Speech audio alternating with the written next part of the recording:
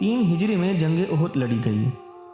جنگ بدر میں شکست کھانے کی وجہ سے قریش مکہ نے اس دفعہ زبردست جنگی تیاری کی۔ وہ 3000 کا لشکر لے کر مدینہ پر چڑھ آئے۔ حضور صلی اللہ علیہ وآلہ وسلم نے مسلمانوں کو بلا کر مشورے کی مجلس قائم کی۔ عبداللہ بن ابی منافقوں کا سردار بھی اس مجلس میں شامل ہوا۔ حضور صلی اللہ علیہ وآلہ وسلم کی رائے یہ تھی کہ ہمیں مدینہ کے اندر رہ کر دشمن کا مقابلہ کرنا چاہیے۔ بوڑھے صحابہ کی بھی یہی رائے تھی، مگر نوجوان مسلمان مدینے سے باہر نکل کر بہادری کے جوہر دکھانا چاہتے تھے۔ آخر حضور اقدس صلی اللہ علیہ وآلہ وسلم نے نوجوانوں کی رائے پر عمل کیا اور فیصلہ ہوا کہ مدینہ سے 3 میل کے فاصلے پر احد پہاڑ کے قریب میدان جنگ قائم ہو۔ 14 شوال جمعہ کے دن آپ صلی اللہ علیہ وآلہ وسلم نماز جمعہ سے فارغ ہو کر گھر تشریف لے گئے اور ہتھیار باندھ کر باہر تشریف لائے۔ مسجد کے باہر 1000 مسلمان جانبازوں کی فوج جمع ہو گئی تھی، جن میں سے 300 عبداللہ بن ابی کے ہمراہی تھے۔ عبداللہ بن ابی منافق یعنی بظاہر مسلمان اور دل میں کافر تھا۔ وہ مسلمانوں کو نقصان پہنچانے کی تدبیریں سوچتا رہتا تھا۔ جب اس نے مسلمان سپاہیوں کا جوش و خروش دیکھا تو کہنے لگا، میرے خیال میں ہمیں مدینہ کے اندر رہ کر مقابلہ کرنا چاہیے۔ لیکن نوجوان مسلمان مدینہ سے باہر نکلنے کی پوری تیاری کر چکے تھے۔ جب یہ لشکر شہر سے 1 میل باہر نکل آیا تو عبداللہ بن ابی ناراض ہو کر اپنے 300 آدمیوں کو لے کر واپس چلا گیا۔ اس کا خیال تھا کہ اس طرح عین موقع پر دغا دینے سے مسلمانوں کا حوصلہ ٹوٹ جائے گا، مگر اللہ کی مدد پر بھروسہ رکھنے والے سچے مسلمان کفر کے مقابلے سے کب ڈرتے تھے؟ انہیں معلوم تھا کہ فتح کا دار و مدار ایمانی قوت پر ہے، فوجی تعداد یا سامان جنگ پر نہیں۔ بدر کی فتح کا نقشہ ان کی آنکھوں میں تھا، جہاں مسلمانوں کی تعداد 313 اور کافروں کی جمعیت 1000 کے قریب تھی۔ غرض حضور صلی اللہ تعالیٰ علیہ وآلہ وسلم 700 مجاہدوں کو ساتھ لے کر احد کے دامن میں پہنچے۔ آپ صلی اللہ تعالیٰ علیہ وآلہ وسلم نے پہاڑ کو پشت پر رکھ کر فوج کھڑی کی۔ پہاڑ میں ایک چھوٹا سا درہ تھا، وہاں آپ صلی اللہ تعالیٰ علیہ وآلہ وسلم نے عبداللہ بن جبیر رضی اللہ تعالیٰ عنہ کو 50 مسلح سپاہیوں کا دستہ دے کر کھڑا کیا اور حکم دیا کہ جب تک تمہیں حکم نہ دیا جائے اس مقام کو مت چھوڑنا۔ اس کے بعد آپ صلی اللہ تعالیٰ علیہ وآلہ وسلم نے فوج کی صفیں درست کی، اپنے چچا حضرت حمزہ رضی اللہ تعالیٰ عنہ کو سب سے اگلے دستے کا سردار بنایا، حضرت مصعب بن عمیر کو جھنڈا سپرد کیا اور حضرت ابو دجانہ کو اپنی تلوار دی۔ فوج کے دائیں بازو کی کمان زبیر بن عوام اور بائیں بازو کی کمان مندر بن مر کو دی۔ مقابلے میں خالد بن ولید جیسے بہادر جرنیل اور ابو سفیان جیسے ہوشیار سردار اپنے لشکر میں بدر کی شکست یاد دلا کر جوش پیدا کر رہے تھے۔ لشکر اسلام میں صرف 2 گھوڑے تھے اور سامان جنگ کافروں کے مقابلے میں شاید 100واں حصہ بھی نہ تھا، مگر دوسری طرف ہر لحاظ سے مکمل 3000 کا مسلح لشکر تھا۔ لڑائی شروع ہوئی۔ حضرت حمزہ، حضرت مصعب بن عمیر اور حضرت ابو دجانہ وغیرہ نے لڑائی کے خوب جوہر دکھائے۔ کافروں کے 12 علم بردار یک بعد دیگرے مسلمانوں کے ہاتھ سے قتل ہوئے، جن میں سے 8 کو صرف حضرت علی رضی اللہ تعالیٰ عنہ نے قتل کیا۔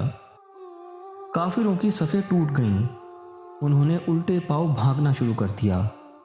مسلمانوں کو فتح ہوئی، اللہ اکبر کے نعرے فضا میں گونجنے لگے۔ عبداللہ بن جبیر کے ہمراہیوں نے فتح کی خوشی میں اور کافروں کا پیچھا کرنے کے شوق میں رسول اکرم صلی اللہ تعالیٰ علیہ وآلہ وسلم کے حکم کی انتظار نہ کی اور درہ کو چھوڑ کر چلے گئے۔ صرف حضرت عبداللہ بن جبیر وہاں باقی رہ گئے۔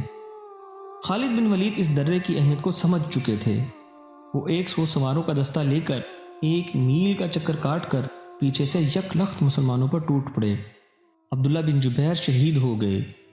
مسلمان جنہیں فتح کا یقین ہو چکا تھا اس اچانک حملے سے گھبرا اٹھے۔ چند لمحوں میں لڑائی کا رنگ بدل گیا۔ بھاگتے ہوئے کافر لوٹ کر پھر مقابلے میں ڈٹ گئے۔ مسلمان ہر طرف سے گھیرے میں آ گئے، بہت سے شہید ہو گئے، اکثر زخمی ہوئے۔ یہاں تک کہ حضور صلی اللہ تعالیٰ علیہ وآلہ وسلم صرف 12 صحابیوں کے ساتھ ایک جگہ گر گئے۔ اس مقام پر حضور صلی اللہ تعالیٰ علیہ وآلہ وسلم کی بہادری دیکھنے کے لائق تھی۔ مسلمانوں میں ابتری پھیلانے کے لیے کافروں نے مشہور کر دیا کہ حضور صلی اللہ علیہ وآلہ وسلم شہید ہو گئے۔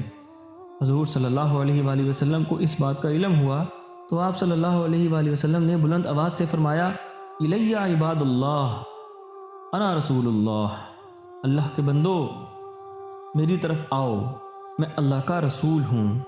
یہ آواز سن کر بکھرے ہوئے مسلمان لڑتے بھیڑتے نہایت بے جگری سے دشمن کا مقابلہ کرتے حضور صلی اللہ علیہ وآلہ وسلم کے گرد جمع ہونے لگے۔ اسی اثناء میں ایک بدبخت کافر نے حضور صلی اللہ علیہ وآلہ وسلم پر تلوار کا زبردست وار کیا۔ اس کی وجہ سے آپ صلی اللہ علیہ وآلہ وسلم کے خود کے 2 حلقے آنکھ سے نیچے کی ہڈی میں دھس گئے۔ حضرت ابو عبیدہ بن جراح نے دانت سے پکڑ کر ان حلقوں کو باہر کھینچا تو ان کے 2 دانت ٹوٹ گئے۔ حضور صلی اللہ علیہ وآلہ وسلم کا چہرہ مبارک خون و خون ہو گیا۔ لڑائی کا سارا زور حضور صلی اللہ علیہ وآلہ وسلم کے گرد جمع ہو گیا۔ حضرت سعد بن ابی وقاص، حضرت طلحہ، حضرت زبیر اور حضرت عبد الرحمن بن عوف آپ کی حفاظت کے لیے لوہے کی دیوار بن گئے۔ وہ دشمن کا مقابلہ کرتے رہے۔ حضرت طلحہ نے دشمنوں کے اتنے تیر اپنے ہاتھ پر کھائے کہ ہاتھ بیکار ہو گیا۔ حضرت زیاد انصاری اپنے 5 ہمراہیوں کے ساتھ حضور صلی اللہ علیہ وآلہ وسلم کی حفاظت کرتے ہوئے شہید ہو گئے۔ اسی ہنگامے میں دشمن کا ایک پتھر حضور صلی اللہ علیہ وآلہ وسلم کے ہونٹ پر آ کر لگا، جس سے آپ صلی اللہ علیہ وآلہ وسلم کا نیچے کا ایک دانت شہید ہو گیا۔ اسی حالت میں آپ صلی اللہ علیہ وآلہ وسلم کا پاؤں ایک گڑھے میں جا پڑا۔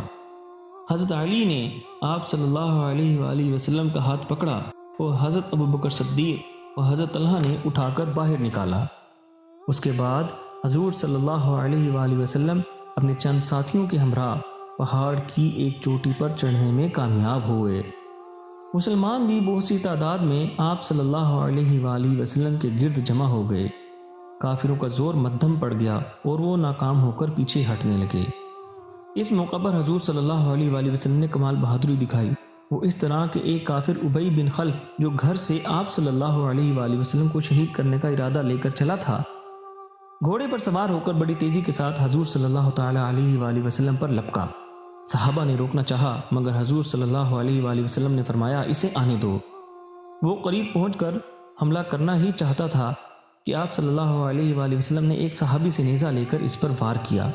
نیزہ کی انی اس کی گردن کے نیچے کی ہڈی پر لگی اور وہ زخمی ہو کر پیچھے ہٹ گیا اور اسی زخم سے چند دن کے بعد مر گیا۔ یہی ایک انسان ہے جو ساری زندگی میں حضرت صلی اللہ تعالیٰ علیہ وآلہ وسلم کے ہاتھ سے قتل ہوا۔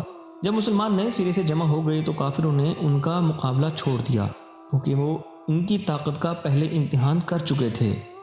مسلمانوں پر ایک دفعہ پھر حملہ ہونے کا موقع انہیں صرف اس لیے مل گیا تھا کہ عبداللہ بن جبیر کی ہمراہیوں نے حضور صلی اللہ علیہ وآلہ وسلم کے حکم کی پرواہ نہ کرتے ہوئے درے کی حفاظت چھوڑ دی تھی۔